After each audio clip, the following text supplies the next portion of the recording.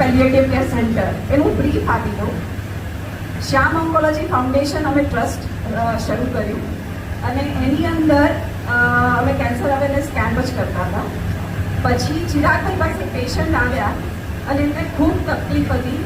તો એમના દીકરાએ એવી રજૂઆત કરી કે હું શું કરું તો મારા પપ્પાને હું કમ્ફર્ટેબલ ફીલ કરાવી શકું, એનું પેઇન ઓછું કરી શકું. એ વિચાર સાથે ઘરે આવીને ડિસ્કસ કર્યું અને 1.5 વર્ષ અગેન ધીરજ, પરસિસ્ટન્ટ અને ડેડિકેશન, 1.5 વર્ષ ખાલી પેપર ઉપર મીટિંગ થઈ, which is the real long time to implement this project.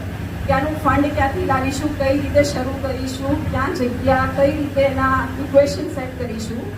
1.5 વર્ષ પછી when there is a way, there is a will, અને there is a will તો the universe તમને રસ્તો શોધી આપે છે. એવી રીતે એક હોસ્પિટલના ટ્રસ્ટી અમને ઓફર કરી કે અમારી જગ્યામાં તમે પાયલોટ પ્રોજેક્ટ સ્ટાર્ટ કરો. હવે જે આગળ આ મંચ પર ચર્ચા થઈ એના રેફરન્સથી જ બધા પોઈન્ટ્સ રિલેટ કરું છું કે કંઈક નવું કરો ને તો તમારી પાસે ચેલેન્જીસ ઘણી છે. એટલે ગુજરાતમાં પ્રાઇવેટ સેક્ટરમાં this was the first centre that we started. અને અમારે એક સિનિયર ઓન્કોલોજીસ્ટ અમને એવું કહેલું કે આ 1 વર્ષ પણ નહીં ચાલે. That was a challenge and that was a clarity from his side કે આવા સેન્ટર ઇન્ડિયામાં ચાલતા જ નથી. અને અમે ચેલેન્જ કરતાં પણ એ ભાવ સાથે સ્ટાર્ટ કરેલું કે આ કરવું છે બસ, પછી જે થશે result can be this side or that side.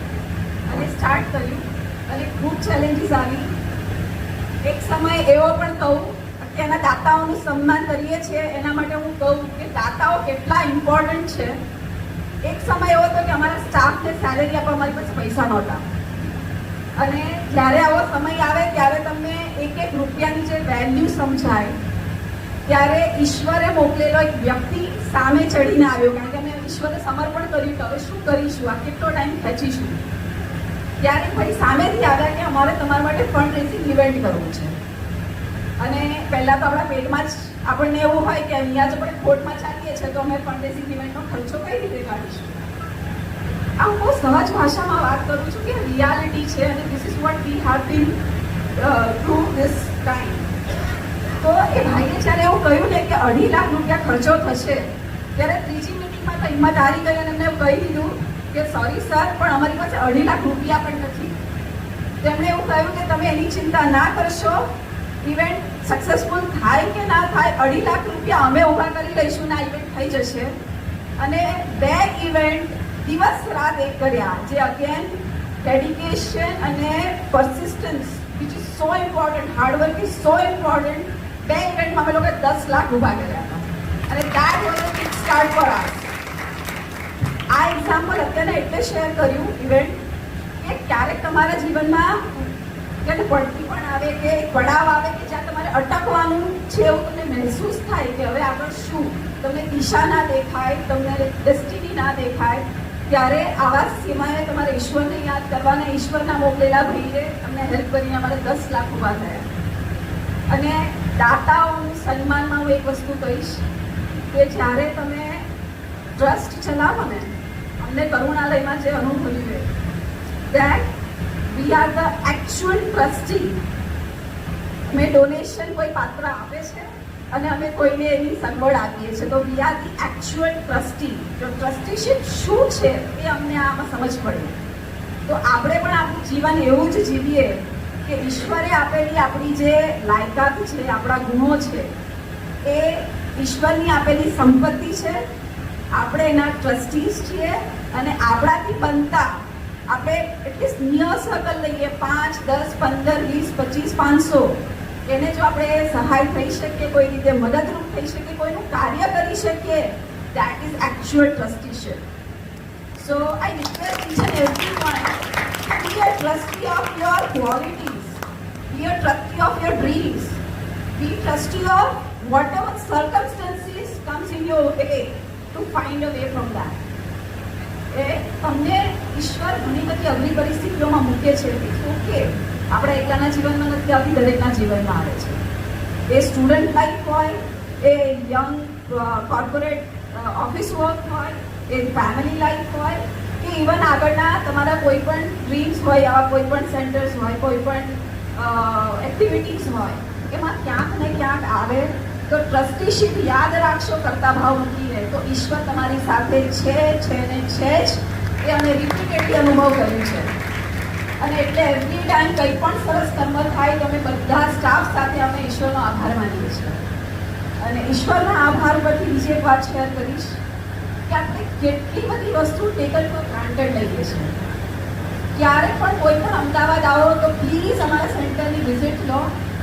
Reason અમે શું કાર્ય કરે છે એ બતાવવા માટે નહીં, but we are so blessed એ જોવા માટે આવો.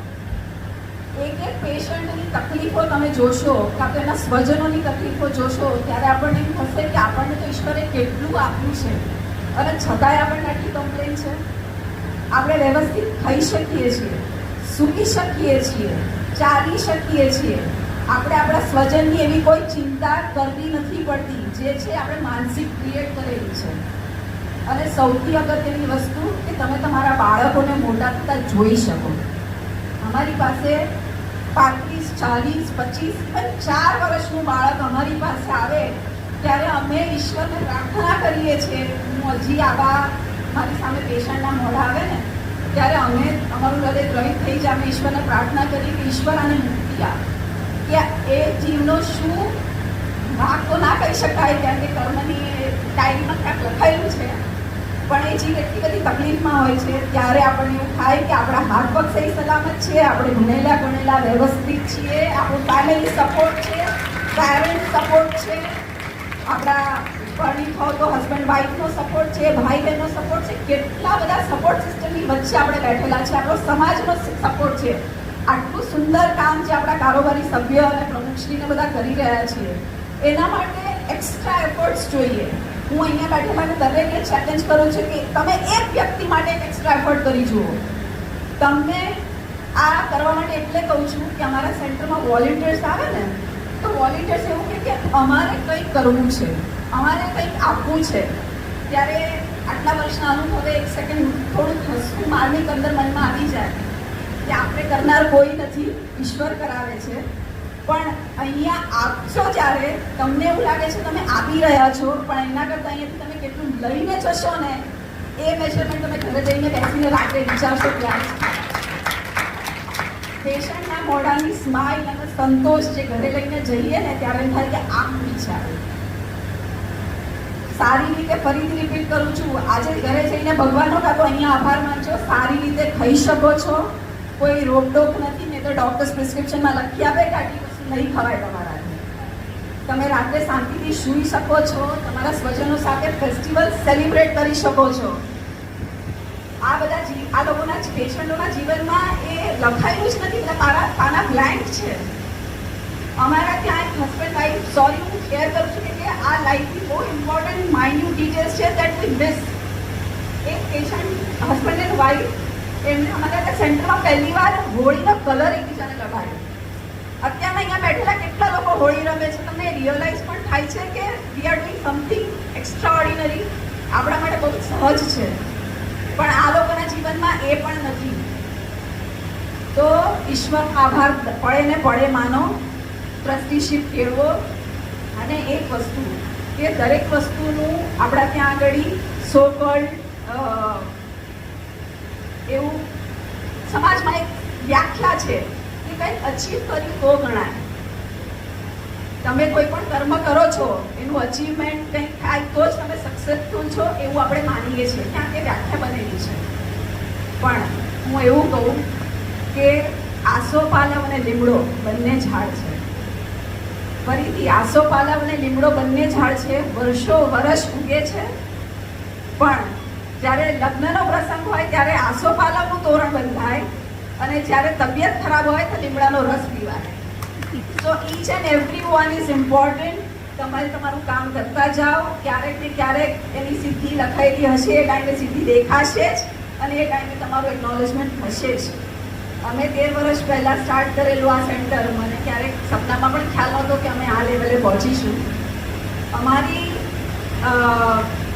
આ એક્ટિવિટી જોઈને અમને અમદાવાદ કોર્પોરેશને 2000 સ્ક્વેર મીટરનો પ્લોટ અમને ફાળ્યો છે, which is worth 20 crore rupees. એના ઉપર અમે અમારું નવું સેન્ટર બનાવવા જઈ રહ્યા છે 50 બેડેડ યુનિટ. એ ઊભું કરવામાં અમારે બીજા 15 કરોડ જોઈશે. આ હું રિયાલિટી ચેક આ ક્ષણ ઈશ્વરને સાક્ષી રાખીને કહું છું. મને ખબર નથી કે 15 કરોડ ક્યાંથી આવશે, પણ ઈશ્વરે અમને સોંપ્યું છે તો એની સગવડ થઈ જશે એ વિશ્વાસ છે, અને વિશ્વાસ ઉપર અમે ચાલીએ છીએ. અને આટલા વર્ષો અમારી પાસે કર્મ કરાવી છે અને આગળ પણ કરતા રહીશું. અને થેન્ક યુ સો મચ. અને હજી ફરીથી કહું છું, હું આપ સૌની એક છું, તો મેં માન આપ્યું એ સ્વીકારું છું. Thank you so much. Thank you.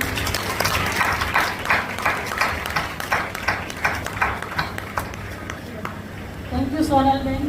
તમારી આટલી બધી સિદ્ધિઓ સાંભળીને હવે મનમાં પાછું અમને બી કંઈક કરવાની ઉથલ પાથલ કરવાનું મન થાય છે કે આ 100 વર્ષ આવે છે તો અમે બી એક ટાર્ગેટ અચીવ કરીએ, જે સિરીઝભાઈનું અને બીજા બધા